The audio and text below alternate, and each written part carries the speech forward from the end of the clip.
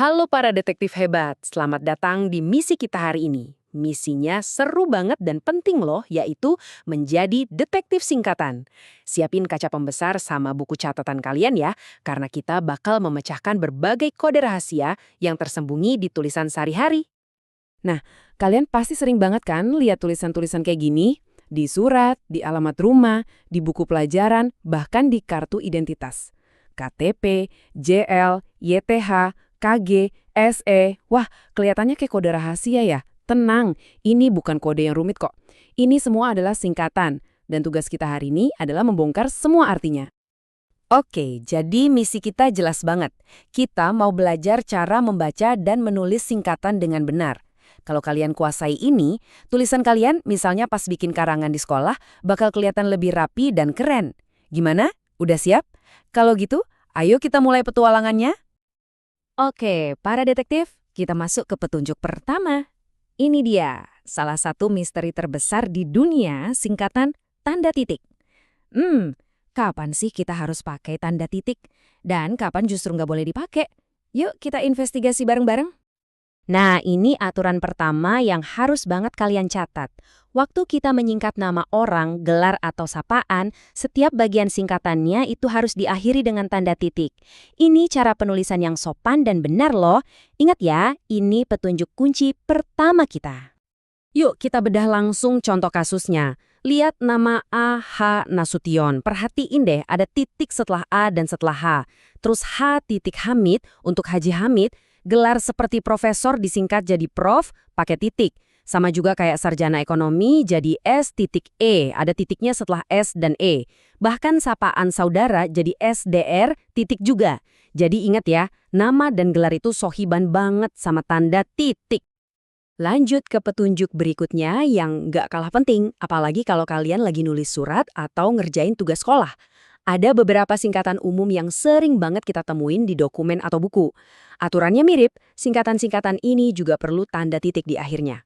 Coba kita lihat barang buktinya. Kata dan lain-lain disingkat jadi DLL, pakai titik. Halaman jadi HLM, terus pas nulis surat yang terhormat jadi YTH. Perhatiin juga nih, AN untuk atas nama dan SD untuk sampai dengan. Titiknya ada di setiap huruf. Dan yang paling sering kita lihat buat alamat, jalan disingkat JL dan nomor disingkat NO. Semuanya pakai titik. Luar biasa! Misi pertama kita berhasil. Misteri tentang kapan harus pakai tanda titik udah kita pecahkan. Kalian memang detektif yang hebat. Boleh dong tepuk tangan dulu buat diri kita sendiri? Eits, tapi jangan santai dulu, petualangan kita belum selesai. Sekarang kita masuk ke kasus kedua yang gak kalah menantang.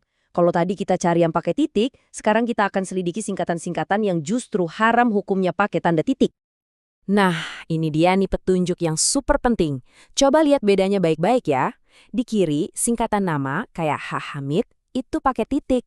Tapi, lihat yang di kanan. Untuk inisial nama, yaitu gabungan huruf paling depan dari nama, kita enggak pakai titik.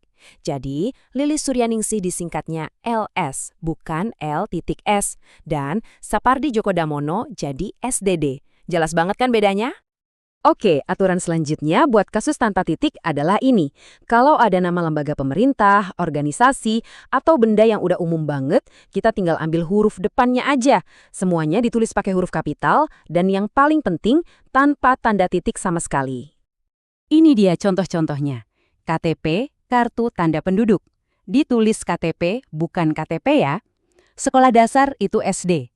Negara kita tercinta, NKRI. Organisasi guru, PGRI, bahkan Organisasi Kesehatan Dunia, WHO, semuanya huruf kapital dan bersih tanpa titik. Gampang kan? Dan petunjuk terakhir untuk kasus tanpa titik, satuan ukuran dan mata uang. Lihat tabel ini deh, biar makin jelas.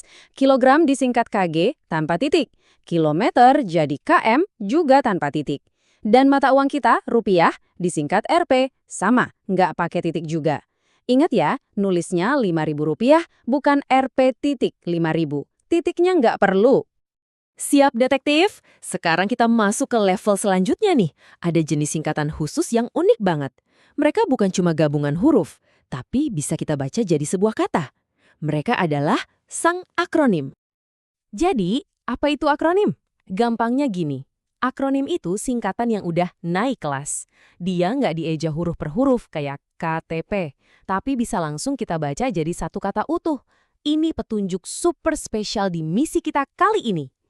Dan ternyata akronim ini punya dua jenis loh. Yang pertama, akronim nama diri. Biasanya buat nama lembaga atau tempat. Huruf awalnya harus kapital. Contohnya Bappenas. Kita kan bacanya Bappenas, bukan dieja BAPPENAS ya kan? Sama kayak Kalteng untuk Kalimantan Tengah. Nah, jenis kedua itu akronim dari kata-kata biasa. Dan yang ini ditulisnya pakai huruf kecil semua. Baiklah para detektif, kalian sudah mengumpulkan semua petunjuk. Kalian sudah memecahkan kasus tanda titik, kasus tanpa titik, dan bahkan kenalan sama akronim. Sekarang waktunya ujian akhir untuk membuktikan kalau kalian memang detektif singkatan paling hebat. Pertanyaan nomor 1. Coba ingat-ingat lagi aturan soal gelar yang tadi. Gimana ya cara nulis singkatan untuk sarjana kesehatan masyarakat dengan benar? Pikirin baik-baik. Perlu titik nggak ya? Dan di mana aja titiknya?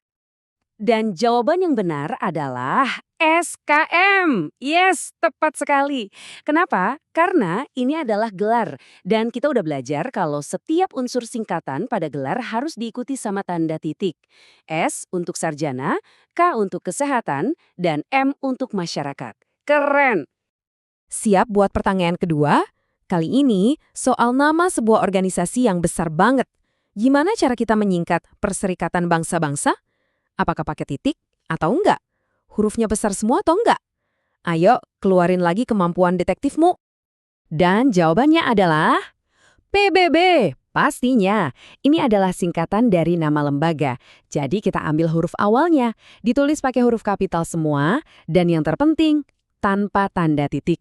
Wah, kalian bener-bener udah jago nih. Misi selesai. Selamat ya, kalian sudah berhasil memecahkan semua teka-teki singkatan hari ini.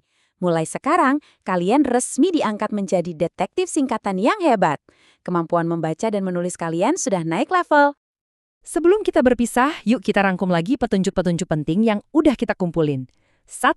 Selalu perhatikan tanda titik, gunain buat nama, gelar, dan singkatan di surat. 2. Ingat yang tanpa titik, yaitu buat inisial nama lembaga, dan satuan ukur. Dan yang ketiga, kenali si unik akronim, yaitu singkatan yang bisa dibaca kayak kata biasa. Petualangan kita di sini mungkin selesai, tapi misi kalian yang sebenarnya baru aja dimulai. Coba deh sekarang perhatikan sekitar kalian. Di jalan, di buku, di TV, singkatan apa lagi yang bisa kalian temukan hari ini?